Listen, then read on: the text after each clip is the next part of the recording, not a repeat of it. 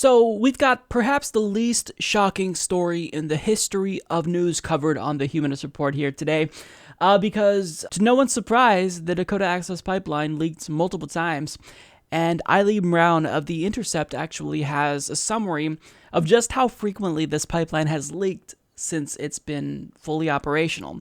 So she explains the Dakota Access Pipeline leaked at least 5 times in 2017. The biggest was a 168-gallon leak near Dapple's endpoint in Dakota, Illinois, on April 23rd. According to federal regulators, no wildlife was impacted, although soil was contaminated, requiring remediation. Dapple went into operation on June 1st, along with its under-the-radar sister project, the Energy Transfer Crude Oil Pipeline, a natural gas pipeline converted to carry crude. Together, the two make up the Bakken pipeline systems. ETCO leaked at least 3 times in 2017. Most of the Bakken system leaks were considered minor by state and federal monitors. According to regulators, water was not impacted in any of the cases. The only spill considered significant by the Federal Pipeline and Hazardous Materials Safety Administration, or PHMSA, was a 4,998-gallon leak, the ETCO pipeline in Dyersburg, Tennessee, on June 19th. Tennessee Department of Environment and Conservation spokesman Kim Shofinsky told The Intercept that reporting the spill to the agency was not required because it was contained within the pumping station where it occurred. The series of spills in the pipeline's first months of operation underline a fact that regulators and industry insiders know well. Pipelines leak. Yeah, so is anyone shocked by this at all? And anytime there's a leak, they come out and assure us, oh, this wasn't that bad. It was contained. No wildlife was killed. Some soil was contaminated. But overall, it wasn't that bad.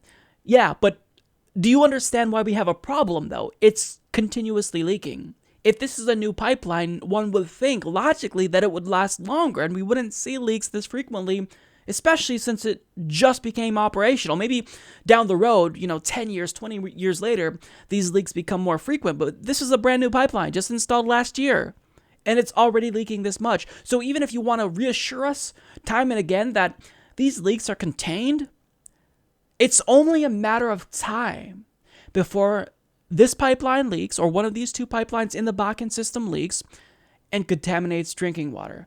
Then what are you going to do? You keep assuring us that these oil pipelines are the safest way to transmit oil. And we're supposed to just accept that and say, oh, okay, well, since it's the safest way to transport oil, I guess, we just have to shut up and take it. No, the answer is to get off of our oil dependency altogether. We need a green revolution because that is where the world economy is headed. And at this point, the United States is going to be the last to show up to that party.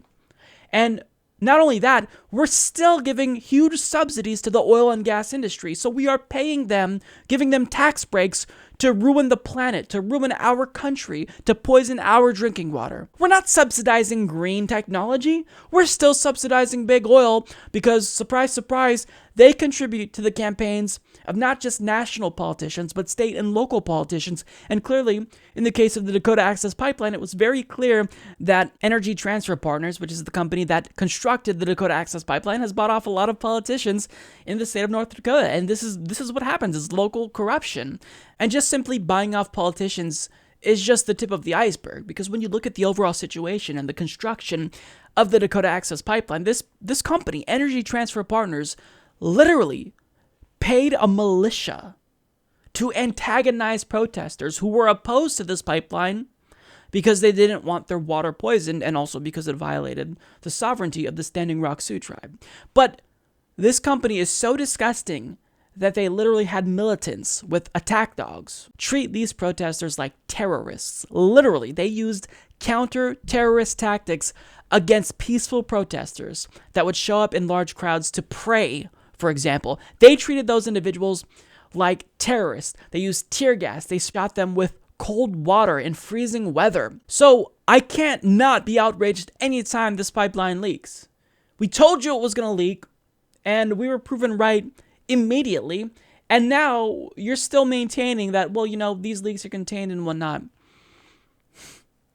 If there is a massive leak, I should say, when there's a massive leak and it inevitably does a lot of environmental and ecological damage and contaminates water, this company should be completely put out of business. They should no longer exist, but that doesn't happen in America. We don't hold corporations accountable in the same way that we hold the protesters against those corporations accountable. We don't do that. We let them get away with everything. Support this podcast by becoming a patron at patreon.com/Humanist Report.